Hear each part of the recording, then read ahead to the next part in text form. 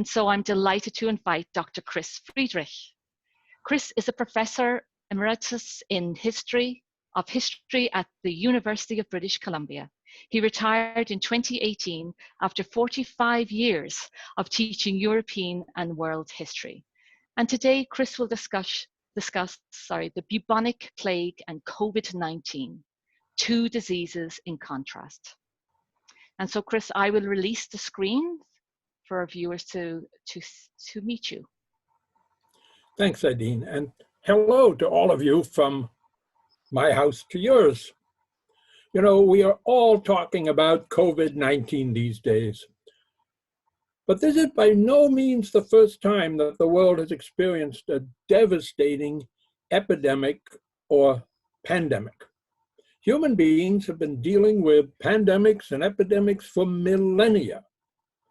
The worst pandemics and the worst epidemics have been caused by a disease generally referred to as bubonic plague or just plague.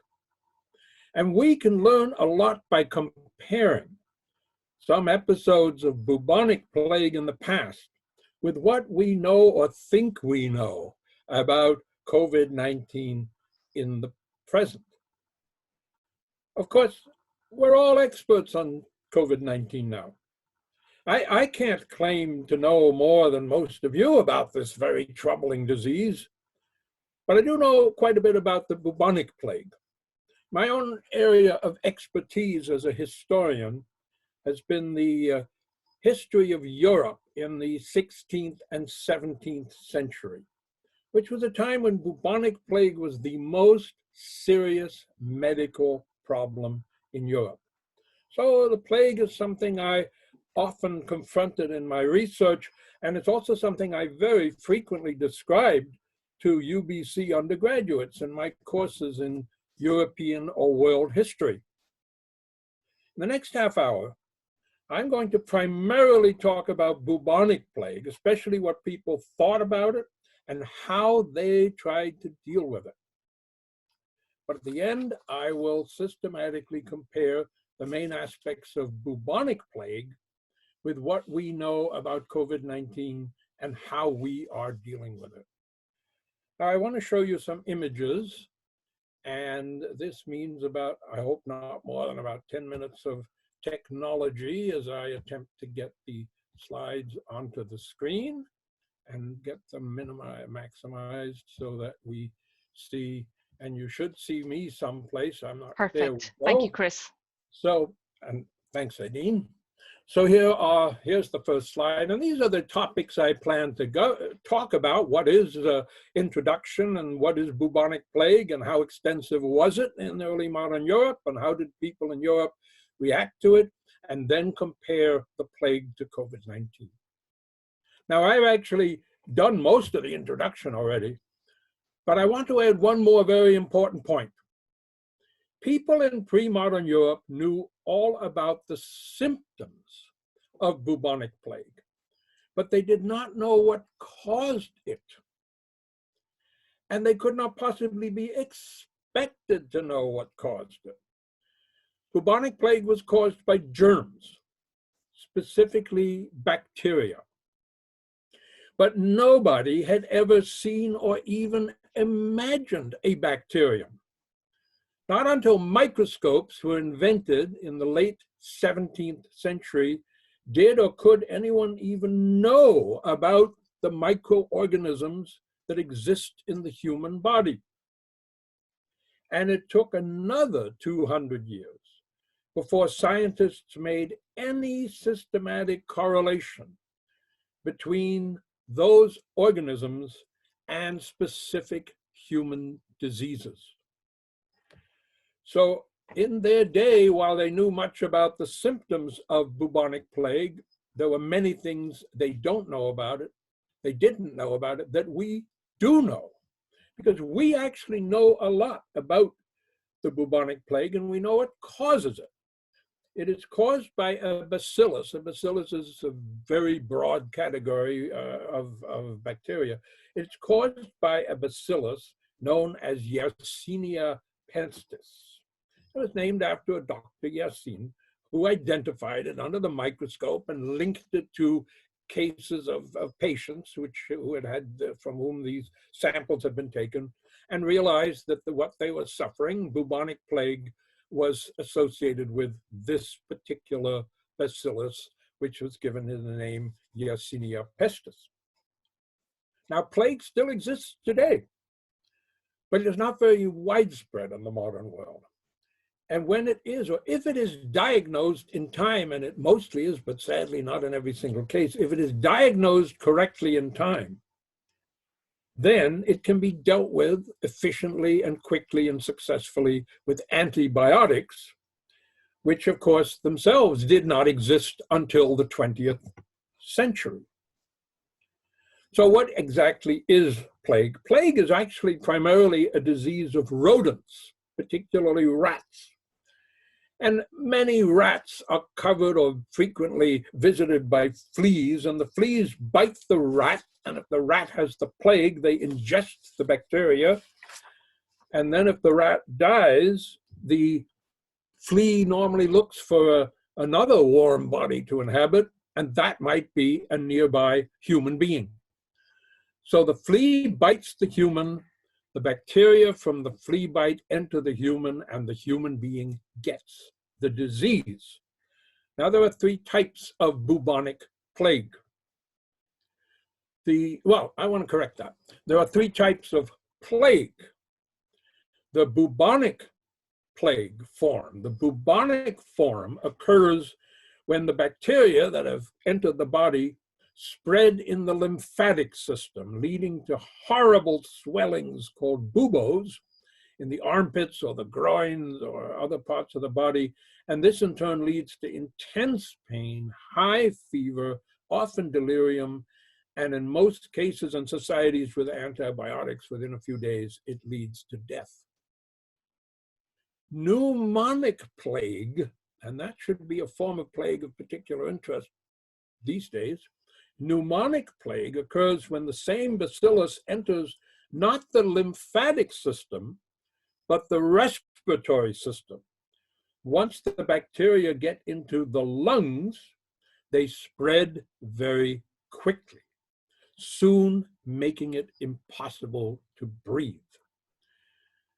And how do people get pneumonic plague? Someone who got the bacillus, possibly from a bite of a flea, that person opens his or her mouth and coughs or sneezes or breathes in the direction of another person, and that person gets the bacterium because it's spread by contact from one person's mouth or breath to another. The third and rarest form of plague is septicemic plague. That's caused by flea bites, but it occurs when the bacilli, the bacteria, do not spread in the lymphatic system, but they spread into the bloodstream. It creates a form of blood poisoning, and it is almost always fatal. Now, there have been many pandemics of plague in human history. The most famous, rightly, most famous pandemic of plague was the one we refer to as the Black Death. Now, plague had been present in Asia for years, but then in Asia and the Middle East for years. But then in 1347, it turned up in Europe. Almost certainly it came on ships from the Crimea and the Black Sea, where there was known to have been a major outbreak of plague, came from ships from the Crimea to ports in Italy. And presumably it's because those ships carried rats infected by the plague. From Italy, with great rapidity, this disease spread all over Europe. And it was so intense that within about 5 years, close to half of the population of Europe had died. It was a catastrophic pandemic. But then, for over 350 years, plague continued to occur in Europe. but no longer as a sustained pandemic. Instead, it recurred in different places at different times in the form of local or regional epidemics.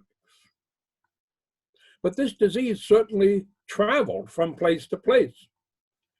Ships loaded with grain or wool or cloth, or wagons loaded with grain or wool or cloth, or military supply vehicles loaded with food and so on for soldiers, went from one place or one town to another. Rats love grain. They love wool. They love cloth. And they would go along for the ride. And if the rats had the plague, they would bring it to a new location. So that's the basic way in which the plague occurred and recurred in Europe. But instead of making broad generalizations, I want to illustrate the impact of the plague and the way people tried to deal with it by talking about some specific communities in Europe in the 16th and 17th century. And let's start with a city that I just happen to know a lot about, the small town of Nördlingen in southern Germany. Because many decades ago, I did research on the history of this town, and what I learned actually was the subject of my first book. And one of the things I did was to count up all the entries in the parish register in which the clergymen of the main church, you can see the church there, the clergymen of the main church in Nördlingen recorded all the births, marriages, and deaths that had taken place in their city. Now, the period I'm going to focus on now is the last few months of 1634, when the city of Nördlingen experienced a huge outbreak of the bubonic plague. But to contextualize that, I want to show you something about how those 4 months, or those last few months of 1634, compared with the time before and after it. I hope you can all see this graph clearly. It's based on counting from the parish registers of Nördlingen, how many, and the 4 years I covered were all, I broke them into segments of 4 months each. So it shows the number of burials, baptisms, and since everybody in that town was being baptized, and marriages in this town. Whoops, I went too far, I went back. If you can follow the lines there, you'll see a number of things very clearly. You can see that if you follow the line for burials, you can see that in 1633, in the first 8 months of 1634, during every 4-month period, there were roughly 150 to 180 burials of people who died in this city. But then, in the last 4 months of 1634, the number of burials shot up to just under 1,300. Consider that a city that was used to having, 150 or so burials in every 4-month period, suddenly had to bury 1,300 people. After that, of course, the number of deaths leveled off. But now look at the bottom line, marriages. Because in 1633, in the first 8 months of 1634, there were typically roughly 20 to 30 marriages in every 4-month period. During the plague, as all those people were being buried, during the plague, there were no marriages. But then, in the first 4 months of 1635, after the plague had ended, there was a huge increase in marriages. These were not mostly love matches. If a man's wife had died, he needed a new wife. If a woman's husband had died, she needed a new husband. So marriages were arranged and quickly took place. And if you follow the middle line of baptisms, you can also see something interesting, that in the 4-month period, About a year after the 4-month period in which all those marriages took place, there was a tremendous uptick in the number of births. No surprise there. The plague had been terrible, but life went on. This is actually the only graph I'm going to show you, but let me tell you about a number of other places and begin with an even smaller German town.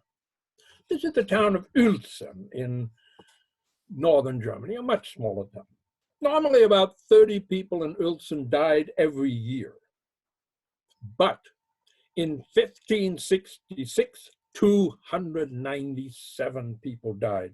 In 1597, a total of 554 people died. And these were years of plague outbreaks, and almost all of those deaths were surely due to the plague. Now, some years, a local historian was able to use the town records to figure out exactly which house every family had lived in. This is a modern view of the town, and you just have to imagine this historian, from the detailed study of records, could tell you what family in those years that I mentioned lived in each of those houses and exactly who had died in each house. And he made some very interesting discoveries. For example, in houses where bakers lived and carried out their job of baking, the death rate was unusually high. In houses where blacksmiths and carpenters lived and had their blacksmith or their carpentry shop, the death rate was unusually low. Well, you can't prove why, but there are possible reasons. Rats love grain and flour. They love being in bakeries. Rats don't like noise. Blacksmiths make noise. Carpenters made more noise than ever at a time when everyone needed coffins. Rats probably stayed away from those houses. That same historian also identified a number of houses where an entire family survived except for the maidservant. In house after house, the one person who died was the family maid. Now, we don't know why, but we can guess. People stayed in their houses. They were practically locked up in their houses. But after a few days, they needed bread. They sent the maid out to the bakery. Bakery and all those rats, all those fleas. She got bitten. She brought the bread home. And what she also brought was the plague, of which she died. But these were small towns. What if we move to the second largest city in Europe, London? London had numerous outbreaks of the plague, but by far the worst was in the second half of 1665. How many died? Well, London had over 100 parish churches. It would take a long time for a historian to add up all the numbers from those parish registers of 100 churches. But actually the work was conveniently done for us 350 years ago. London had a rule that every week the pastor of every church had to report to a central office how many people had been born in that parish, how many died and what they died of. And the results were published week by week in what were called the London Bills of Mortality. These are the numbers from 1 week in 1665. You can see that the total number of births was 166. The total number of deaths from all diseases, accidents, there was even one suicide and so on, all deaths were 5,319, but of those, 3,880 were due to the plague. So adding these bills of mortality numbers up for the whole year, it was easy for historians to arrive at the terrible figure that about 100,000 people died in London during the bubonic plague in 1665. So we know a lot about the numbers of the plague in places where the records allow us to know those things. But of course, we know much more than just numbers. There are many, many medical writings, official records, eyewitness reports about the plague all over Europe. Actually, the most famous eyewitness report was from London. It was written by Samuel Pepys, a naval officer, a naval official, excuse me, he wasn't a military man, a naval official in London who kept a detailed diary all through the 1660s, covering everything he experienced, his work, his private life, everything he observed. Now, Samuel Pepys and his wife survived the plague. And one reason was for this was that they left the city for a few months. But that was an option only available to the well-off and the well-connected. Poor people had to stay in the town, and they died in huge numbers. And although he had left town, he frequently had to go back to London for naval business. So even during the months when he was down the river in Greenwich, he was returning on business to London. And from the beginning to the end of the plague, he had lots to explain about it. So we have all these medical records and official records and eyewitness reports. They all tell us not just about how many people died, but how the people of that time understood and experienced the plague. And what can we learn from all of these records? Well, one thing we learn is this. There were two prevailing schools of thought about what caused the plague and therefore what should be done about it. Religious thinkers, ministers, pastors, preachers, priests, bishops, whatever, religious thinkers tended to say that the plague was sent by God as a punishment for people's sins. The best thing to do if you had the plague was to pray. The best thing to do if you did not have the plague but wanted to avoid getting it was to repent of your sins and go to church more regularly, and in Catholic countries to march in huge holy processions to the church, through the streets, to the biggest church in town, to pray and beg to God to remove the plague. Now, medical doctors did not flatly deny this. This was a largely, almost overwhelmingly Christian society, and they were all Christians, and they believed that they were being told by religious leaders, but they also believed that God worked through natural phenomena, and the plague was primarily due to natural factors, even if they were not sure what those natural factors were. They thought that there was some kind of substance that they had never seen because it was invisible, some kind of substance in the air called miasma. And that miasma, which maybe came from graveyards, maybe came from the elements, that miasma was making people sick, but they just weren't sure.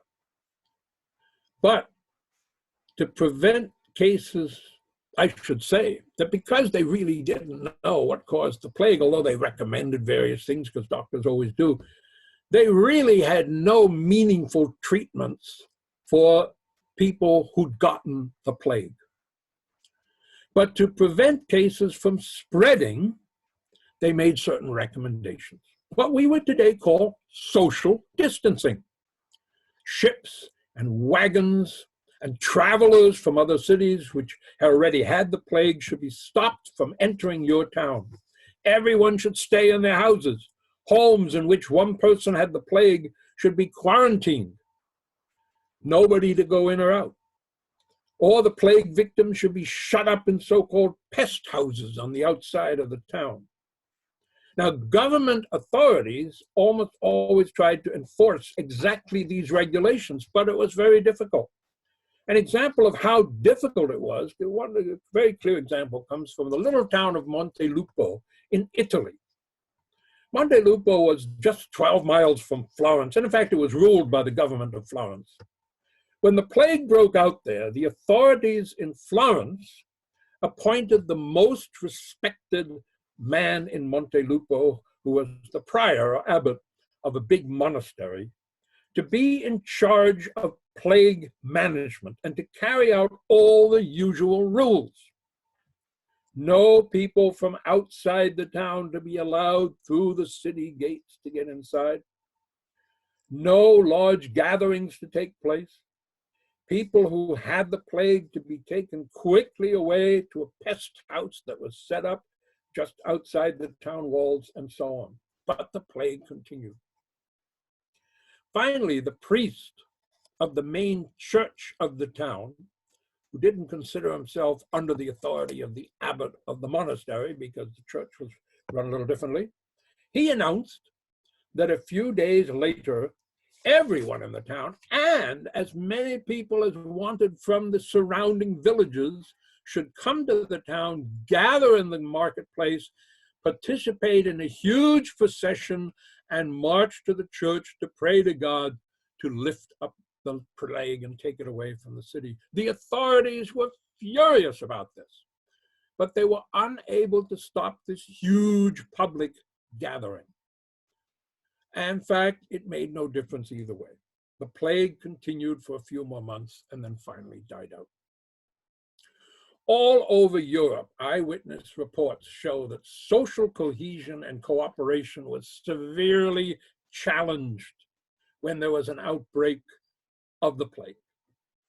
And we get a very powerful example of this from the diary of a man named Miquel Parets, a tanner in the city of Barcelona, the capital of Catalonia, which had a huge outbreak of the plague in 1651.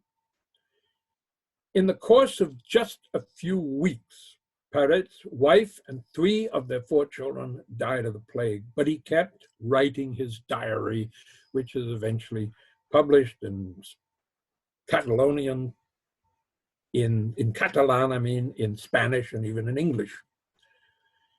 And in this diary, he describes touching stories of people risking their own health to help victims. But he also describes episodes of social breakdown. At one point, the guards in the city prison simply refused to do their job and abandoned the prison so that most of the prisoners escaped. It was harder and harder to find people who were willing to nurse sick victims of the plague. But I think the saddest stories that Parets told were about what happened when mothers of new babies died. Now, of course, mothers often died in childbirth in that society. And in normal times, the father would then have to find a wet nurse, a woman who had recently given birth herself and would be paid to also breastfeed this baby whose mother had died until the baby was weaned. But these were not normal times. Now young mothers were dying in vastly greater numbers, and the wet nurses did not want to take babies whose mothers had died of the plague because they were afraid they might get it themselves. Parets describes desperate fathers with little babies, starving babies in their arms, going from door to door, begging wet nurses to take another baby and being turned away by one wet nurse after another until the baby died of starvation. The simple fact is that bubonic plague was awful. So how does this all compare to COVID-19? Now, many of the comparisons that can be made between the bubonic plague in early modern Europe and the pandemic we're experiencing now will already be intuitively obvious to you. But I want to conclude by briefly summarizing them. The first and most obvious point is that people in the 16th and 17th century simply did not know what caused the plague. They had never heard of bacteria. Whatever theories they had did not match what we know was the real cause of this disease. And by the way, in our lifetimes, We too have experienced an epidemic that could not be explained when it first broke out. Many of us will remember the AIDS crisis of the 1980s. And at first, people had no idea what caused this disease and no idea how it was transmitted. But within about a year, the virus that caused AIDS had been identified, and the means of transmission had become known, and eventually, even that took much longer, forms of treatment were developed. Now, things went much more quickly with COVID-19. The causes of the current pandemic were known within weeks, if not days, of the first outbreak in Wuhan. Right from the beginning, the virus was identified and the primary means of transmission were recognized. So what people believed to be the cause was and is the real cause of this pandemic. But what about transmission?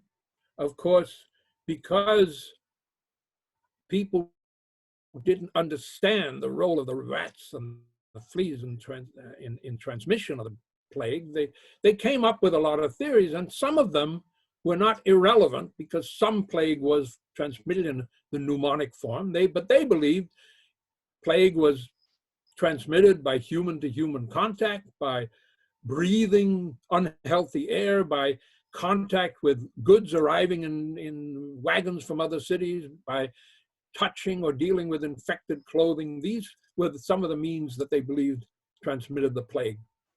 Now, we believe that the virus in COVID-19 is transmitted by human-to-human contact or by infected surfaces. And we believe this is aggravated by global travel that brings the disease from one place to another. And in fact, there's very good scientific evidence that these are the main means of transmission. Treatment, there was no meaningful treatment of the plague. Various methods and medications were proposed for treating cases of the plague, but in fact, none of these methods made any difference. By contrast, of course, there are treatment strategies for COVID-19, although sadly, as we know, they are by no means always successful.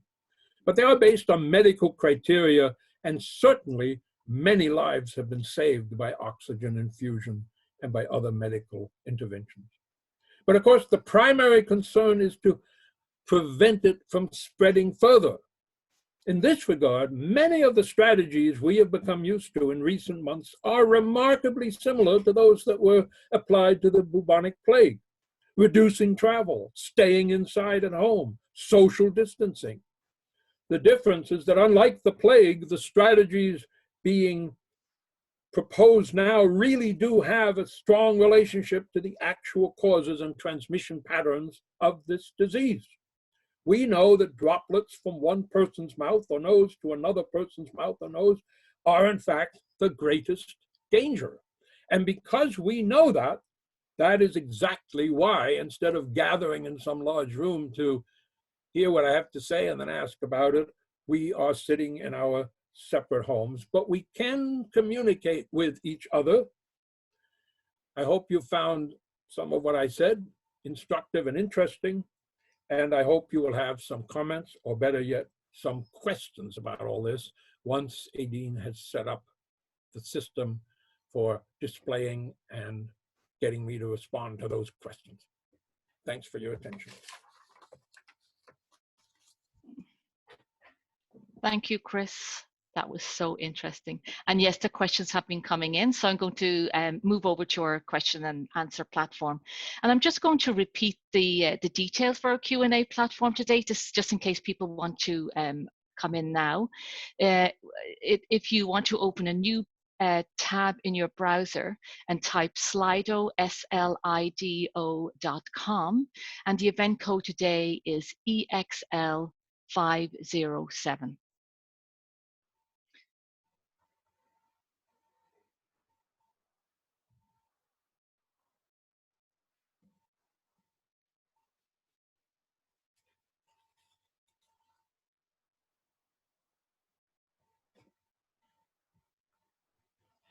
And so I just want to check, Chris, can you see our Q&A platform? I see a list here. And Okay, you're so going to read them aloud for me. I'm going to highlight them and read them and move through them, Chris. Aideen, Yes. not on presentation mode. Oh, okay.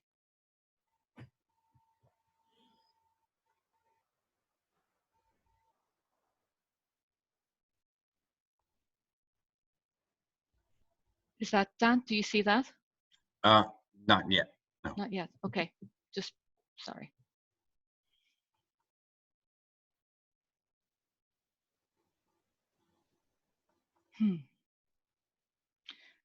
I'm not sure why it's not moving over to present mode. Oh, did that kick in, Dan? No?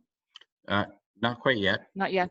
Okay, then I'm going to just move, through it as per usual instead of wasting time. So I can work from here. So I'm going to highlight the first question. So Chris, can you compare which groups of people were the most vulnerable to the plague and which groups are the most vulnerable to COVID-19?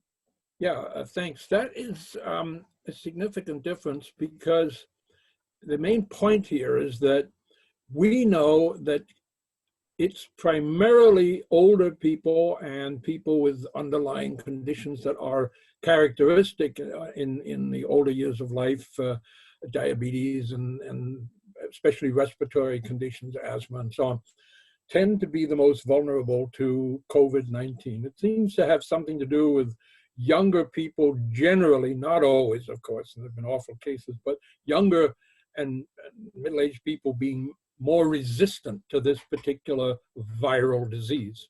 That doesn't seem to have been the case at all with the plague.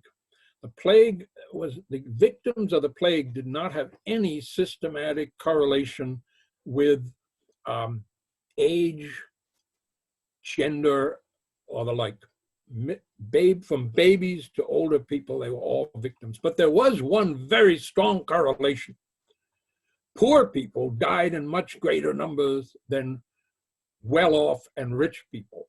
One reason was that well-off and well-connected, richer people could leave where they lived. One of the first people to leave London was the King of England. Well, he went to Oxford and spent the next 6 months there, and he and his whole court survived. But it wasn't just kings. I mean, you saw how Samuel Pepys, who was a well-connected gentleman who worked for the government, arranged to have his wife leave town, and he left town. And this was a very typical pattern. But it wasn't just leaving town. By and large, poor people lived in much more wretched habitations, which we now realize because of hygienic situations, the poor people were much more likely to live in homes that had rats all over the basement, and maybe not just the basement. So there was a class distinction, but not an age distinction in terms of the victims of the plague. Thank you. So I just want to check, Chris, because I actually got kicked out of the meeting there in the middle of your response. With that, you were still responding to question 1, correct? Yeah. Okay. But I don't see any questions or hear any questions right now. Okay, so I'm going to read the second question, and I'm having some technical issues on my side. I'm going to try and work on that in the background with Dan. But in the meantime, let me give you the second question.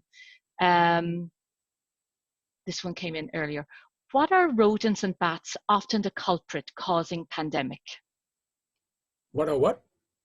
Sorry, what are rodents and bats often the culprits causing pandemics? Well, bats, there's very little reference to bats in talking about the plague. I wouldn't say there's none. We do know that bats bite people. And if a bat could get the plague, of course, it wouldn't even require the flea. Bats do bite people and can, of course, transmit the bacterium or the bacillus that way. Rats, it's simply because there were an enormous multitude of rats in Europe in this era. And if those rats got sick, people were very vulnerable because rats very, you might say, they like hanging around human beings, not because of human company, but because of the junk, the waste, the food droppings, and so on that humans seem to generate. So that once you have an infected population of rats, it's going to congregate where there's human habitation, and that's the main issue there. Thank you. Now I see questions. Now you can see questions. Great. Okay. Can you compare the role of the medical profession in dealing with the plague in early modern Europe and in dealing with COVID today? Yes, I mean, I'll put it simply because one could go on and on about it. Medical doctors in the Middle Ages and in the early modern period, 16th, 17th century, were extremely well educated at universities. Medical doctors today are extremely well educated at medical schools, which are usually part of universities. There was, however, a slight difference in what they learned. In the universities of the Middle Ages, and this went right into the 18th century, doctors learned traditional ideas about medicine, most of them going back to the Greeks and Romans. Most of their training was an understanding of the theory of the humors, which was a theory about the different fluids in the body that had to be in good balance to maintain health and so on. Doctors in medical schools today, to the best of my knowledge, are not spending a lot of time learning about Greek and Roman theories of medicine. They are learning things that are often the result of the kind of intensive scientific and medical research of the last 150 years. And doctors are learning things that often they're doing practicums where they're learning things that are still being discovered in laboratories. So modern medicine is research founded. Medieval and early modern medicine was textbook founded, and the simple fact is it didn't have a significant clinical impact on health until things began to change in the 19th century. Thank you. What is the best way to prevent pandemics like this starting in the first place, Chris? Good point. You know, here is where all of us as amateurs, maybe some people out there are medical professionals, that would be wonderful, but most of us most of you who are watching presumably are not. How to prevent pandemics. I would say that, although I'll just say as a layperson, on the one hand, this pandemic spread because of global travel. It spread as quickly as it did. It took a year from the pandemic to get from Italy to England in 1347, 48, because, you know, there were ships and there were wagons and there were travelers and so on, and the rats went along and eventually got to England. Well, we know, sadly, this pandemic spread from where it began very, very quickly because of global air travel. On the other hand, the plus side, how to prevent pandemics, is to quickly identify the problem at its immediate source. And because of global communication and because medical professionals are wired throughout the world to be in touch with each other, the main lesson I think we all learned is that when the next time something like this happens in a hospital, in whether it's in China or Japan or Vancouver or Toronto or any place, the relevant teams have to make sure the word is spreading right away, take immediate extreme quarantine actions where they are, and let the world know right away. And so global travel has contributed to this pandemic, but global communication in theory could hopefully diminish a future pandemic, because people are likely to have learned something from what we're all experiencing. Mm-hmm. Thank you. Before antibiotics, what caused the plague outbreaks to stop? Yeah, well, what probably caused plague outbreaks to stop was that colonies of rats that had the plague, eventually they all got the plague and they all died. In other words, not every rat in Europe had, or in the Middle East or in China, had the plague. it was groups of, some rat would get the plague, and this would spread rapidly within the rat colony because the flea would bring the plague bacillus from one rat to another rat, you know, that kind of thing. So you had whole colonies of sick rats. And eventually the rats would all die of the plague in that particular colony or nest of rats. And when that happened, the plague would die out in that community. Somehow the numbers were so large in the initial Black Death that took 6 years for that to happen. And in later epidemics, it happened more quickly. The other factor that some historians of medicine have suggested is that with the massive deaths in the Black Death of the 14th century, the survivors were often those who had some powers of resistance. And those were the ones who survived and had passed on, you know, had children and grandchildren and passed on whatever you want to say, genetic features that involved some resistance to the plague. So that could have been a factor as well. Thank you. I just want to say, Chris, there's a lot of questions coming in. So I'm going to ask our participants to, if there's any questions that they really want to get a response from, if they could like it, and then it will kind of push questions up to the top, and that will help us work through as many questions as we can today. Is there any data, Chris, connecting plague deaths with devout church members, as in those who would have been going more regularly, participating in processions, etc.?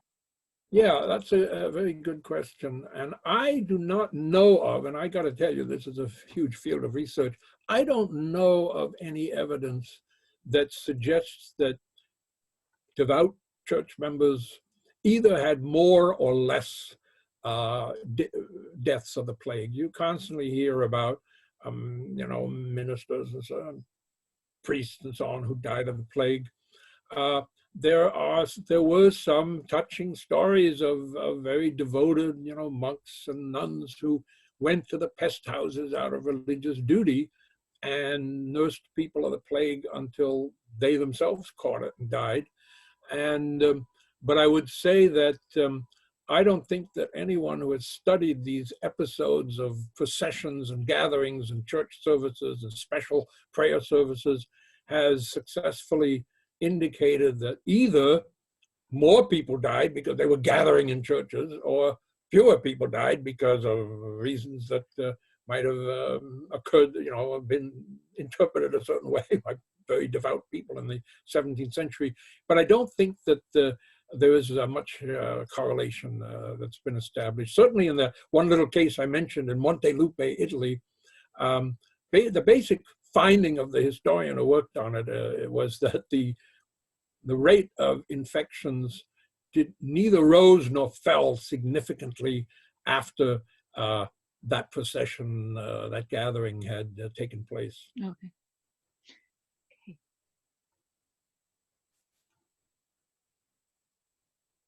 Where were post-plague outcomes from a social and psychological perspective?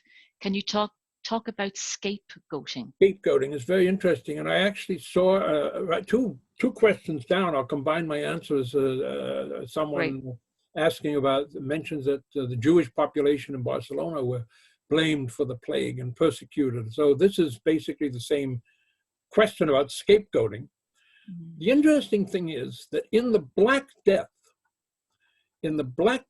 of the 1340s and early 1350s, there was a huge amount of scapegoating. And the episode that Mary, I see, I give a name there, mentions is exactly what was happening, not just in one place, but all over Europe.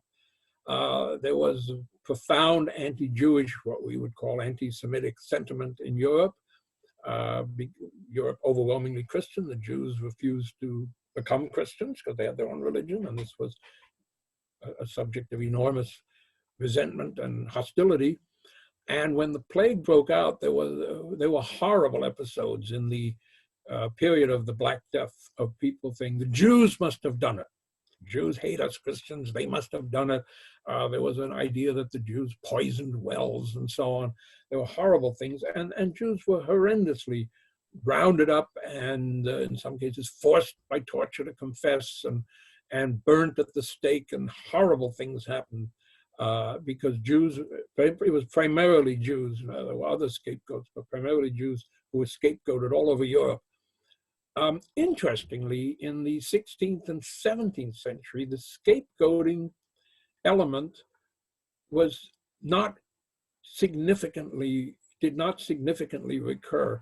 For instance, the diary of Parets in Barcelona, but that's 300 years later in 1651, he does not seek to blame groups. He blames people for making wrong decisions or doing wrong things or not obeying social distancing or something, but he doesn't identify groups that he thinks were to blame for this. They did blame some merchants for bringing goods from other cities, but this was because those merchants had violated rules about what could or couldn't be transported to the city. But it wasn't a social or religious group that was being blamed. And actually, there was very little scapegoating. And I think this was because the medical profession and the religious leaders did not primarily blame groups. They blamed other circumstances. And in fact, religious leaders kept saying, well, if the plague is going on, God is still angry. Repent of your sins and, you know, things will get better. So there was a big difference between the Black Death of the 14th century in this regard and the 16th and 17th century in terms of scapegoating. Great. Oh, what were post-plague outcomes? Oh boy. Well, I will just, that's a huge topic and you have a lot of questions. I'll just say there was a lot of theories about post-plague outcomes. Most of the evidence from the 16th and 17th century is something which we may experience now with COVID. Let's go back to normal. You know, let's try to get back to where we were. People died, let's marry, make new marriages, have new babies, restore the economic system. Although it has been argued by many historians that the Black Death, where the numbers were vastly greater, did contribute to the liberation of serfs in the long run, because there was such a labor shortage for getting the agricultural work done after the Black Death that lords of manors and masters and so on had to liberate the serfs and let them work for decent wages, or they would go to some other manor or some other estate where someone was only too happy to hire them. So the argument about the labor shortages following the huge deaths of the Black Death has been made. But in the period that I was emphasizing, 16th and 17th century, there was an enormous tendency to want to go back to normal. That's exactly what happened in Pepys's London. People hoped to go back to normal. Next question, Chris. What, if any, were the political consequences of the bubonic plague? Well, it ties in. It's a very apt continuation of the same question. You would think that there would be enormous political consequences, or that public leaders would be, you know, reproached for mishandling the situation and so on. Now, this was a very traditional authoritarian society. People were constantly criticizing the leaders and so on, but they had very few mechanisms for actually challenging political control and traditional political elites. And there were certain cases where people challenged the political elites, but they really rarely had anything to do with the plague. There was such a common consensus that this horrible thing had happened, and we have now buried all the dead, and we have made the new marriages, and we have, you know, cleaned the houses, and you know, you couldn't go back into a house until someone had fumigated the house and so on. We've done all those things, and we want to go back to normal. The plague was not the kind of thing that led to political conflict of kinds that did exist in Europe in many forms, but it was usually very different issues. The plague normally stimulated a let's go back to normalcy attitude, and to a large extent, that was what would happen. Thank you. Do you think that the plagues resulted in any new thoughts or discoveries that were important going forward? This is so puzzling. You know, it was by far the most significant medical issue in early modern Europe, but it was not a source of significant changes in attitudes or significant, certainly not significant scientific and medical discoveries. Now, if you think of it in terms of medical or scientific discoveries, the plague died out in Europe after one last episode in 1722 in southern France, in Marseille, which had a lot of people very nervous, but it didn't spread very far. We don't know why the plague finally stopped recurring, but it had presumably stuff to do with the ecology of rats, or it had to do with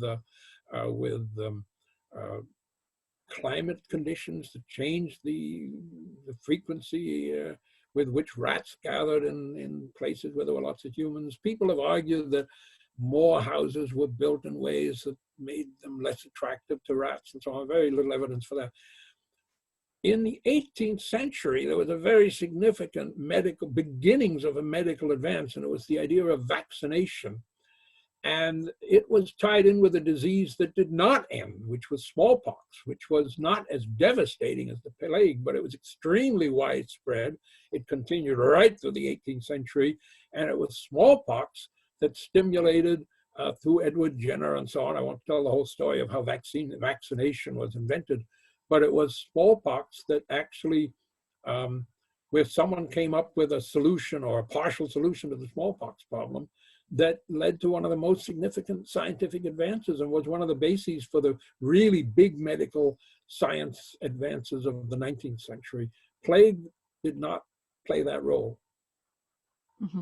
And just to let our listeners know, next Tuesday, May 12th, we do have a lecture on vaccines, why it takes so long to develop treatments and vaccines, so that may be of interest to our participants today.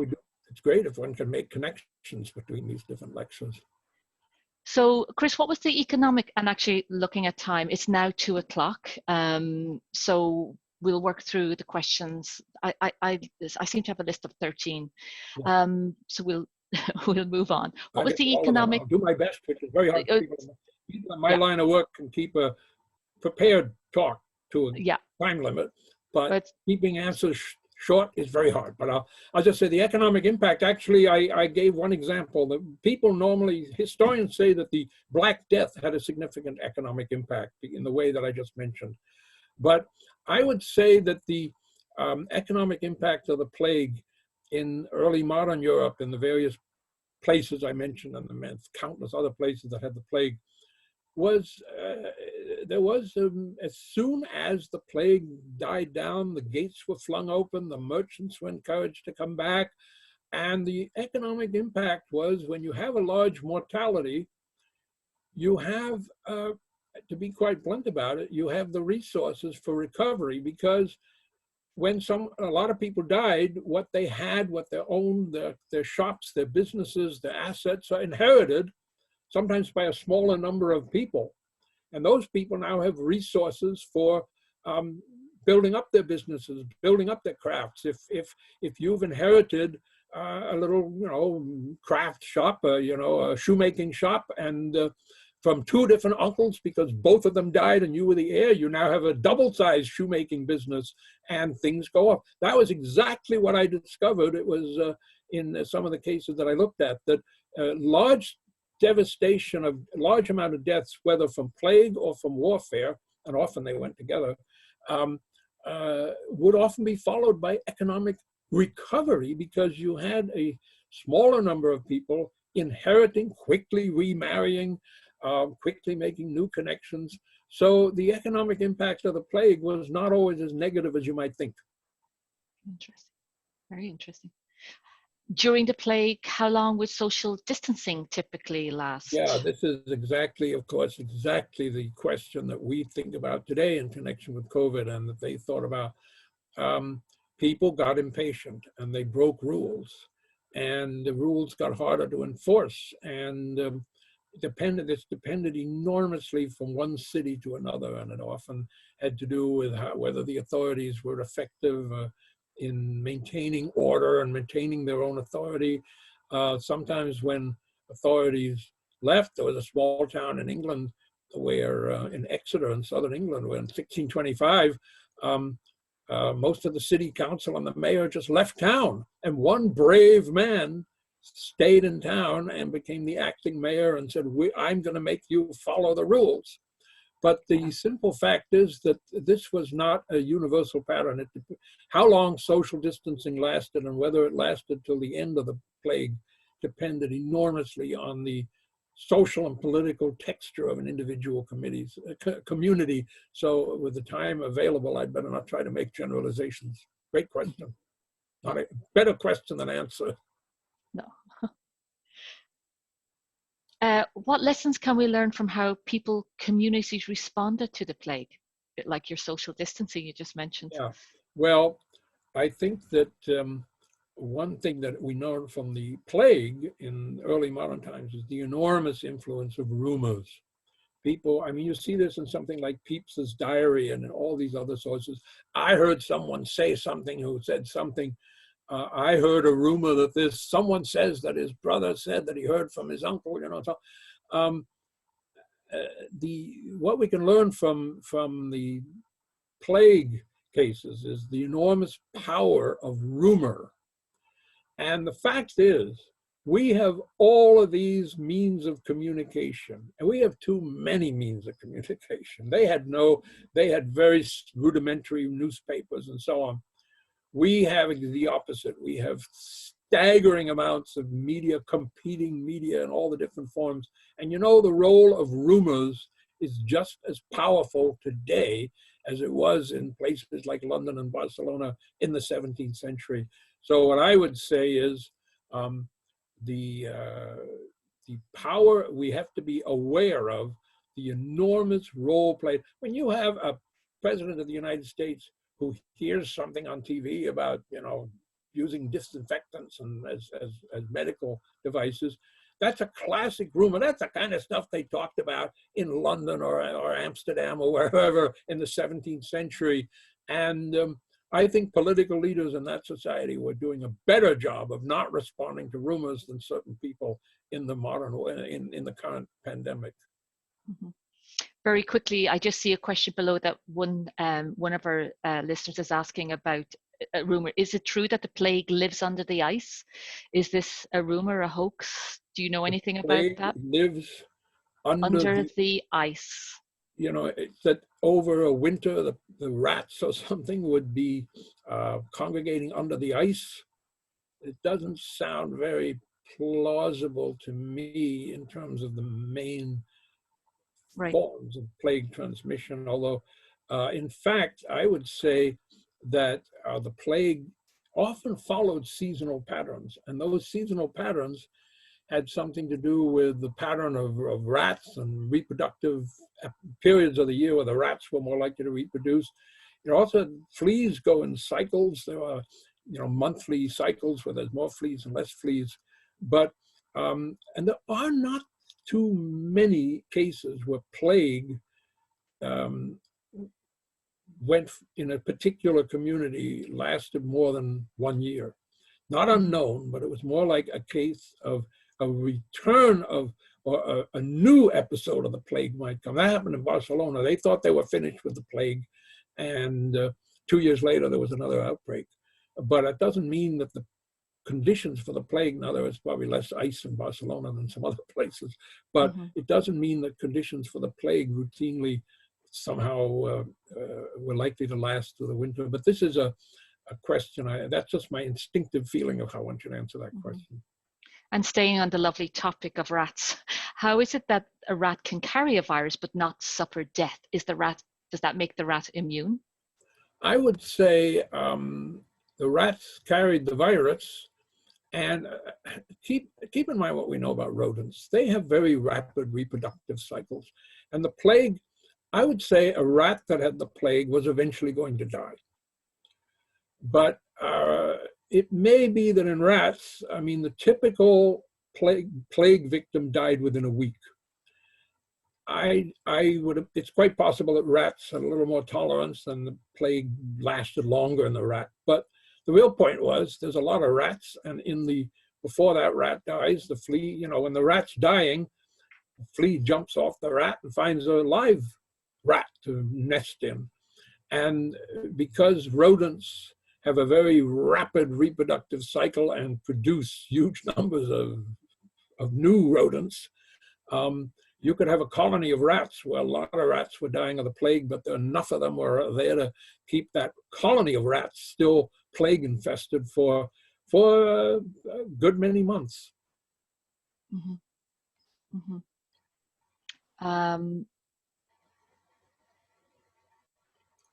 How do the infection and death rates compare between the plague and COVID-19? Wow. I would say if you're looking at specific communities, well, in the Black Death, the pandemic in Europe, the infection rate and the death rates were massively greater than anything we've seen with COVID-19. There's no question, because half of the population of Europe died, or close to half. You know, it was about 60 million before the Black Death, and population went down to maybe 30, 35 million, something like that. These are just estimates. So in the Black Death, the initial pandemic, wow, the infection and death rates were vastly greater than anything we've seen in the last 3 months. But when you talk about individual communities, you know, a quarter of the human beings in London died of the plague. We haven't seen anything like that, and my gosh, I hope we won't. But if you look at Europe as a whole in the 16th and 17th century, where you no longer have a pandemic, but you have regional and local epidemics, if you treat Europe as a whole, then the infection and death rates for Europe as a whole in the 16th and 17th century were not as great as possibly even the numbers we're seeing with COVID-19. But you have to make that sharp distinction between the initial devastating pandemic and then the later epidemics, where in an individual city, the death and infection rates could be much greater than anything, fortunately, we've experienced. But if you look at Europe as a whole, that's quite a different situation, because you didn't have the pandemic situation of the type that had existed in the 14th century was not the way the plague was experienced in the 16th and 17th centuries. Thank you. So it is gone to 10, or just 2:10. Yeah, gone 2:10, Chris. I'm going to pick one more question. I've sort of gone through a bunch, and I'm going to pick one of the top ones, and then we'll close it for today and apologize to the people whose questions we didn't get to today. So I'm just going to put this question to you. How do you think that we've advanced from bubonic to COVID time? Now, with so many advances, we are still in limbo, and almost 6 months. It is still catastrophic. Yeah. We have advanced in all the ways I tried to mention. It's an enormous difference that the cause of the disease was, and the way means of transmission were correctly and accurately identified within weeks, if not days, of the first outbreak. That has to be called an advance. We have not advanced significantly, or not far enough, in terms of having societies that are willing to make the hard decision. If the first place where the virus had been identified had within days shut down that whole city, which eventually they had to do anyway, if they had had the political and social means to shut down the whole city and establish all those rules within days without facing political resistance, this might not have happened. But we can see from everything that's going on how difficult it is to persuade a whole community, let alone company, that because 1 or 2 people died of a strange new virus in one hospital in one city, everyone has to follow all these rules. Unfortunately, people need a lot of evidence that gets them nervous enough to be willing to follow the political guidance that would be needed to have prevented COVID. So in certain ways, we're not there yet. Ideally, one would like to think, to end on maybe an optimistic note, that some lessons will have been learned from this episode, and that the next time somebody dies of a virus in some hospital in some country, someplace, a new kind of virus, extreme measures will be taken then and there that few people will ever hear about, and it'll be good if few people hear about them, because it will mean it did not lead to a pandemic. Right. So on that faintly optimistic note, I guess I'm going to finish my response to the questions. I want to thank everyone who actually got their question answered, and everyone who was interested enough to ask a question. And this is a subject that goes on being of great importance to all of us. Thanks very much. Thank you, Chris. Yes, and you're absolutely right. My apologies for not getting to all the questions today, but we will provide your email address that you very kindly gave us, and we'll provide that here. I just want to check that so you can see my screen, the last thank you. See my slide. Chris, can you see my slide? Sure. Thank you slide. There's your email and my email, in case people want to communicate with me. That's correct. Okay, thank you. Because I've been having some technical difficulties today, and I just wanted to make sure. So yes, I leave today with a big thank you, Chris, and especially thanks for being such a good trooper, working through our technical issues yesterday during our testing, and today I think we did quite well. Thank you. Thank you. So too. Just let everybody know that this recording will be available on our YouTube channel very, very soon. Please go to our 1 Hour at UBC website for our upcoming lectures. Any questions, please don't hesitate to contact us at info.exl@ubc.ca or call us at 604-822-1.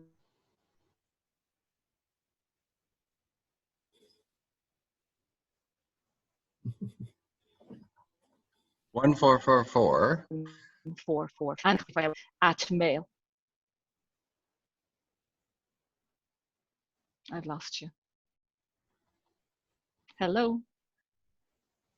Yes, and contact Chris at crf@mail.ubc.ca. Again, feel free to contact us at info.excel@ubc.ca or call at 604. What would you like me to do, Dan? Or 604-822-1444. I just sort of spread the word here. Thank you so much. Thanks everybody for their fabulous questions. Stay safe, take care, and hope to see you very, very soon. Okay, goodbye. Bye-bye.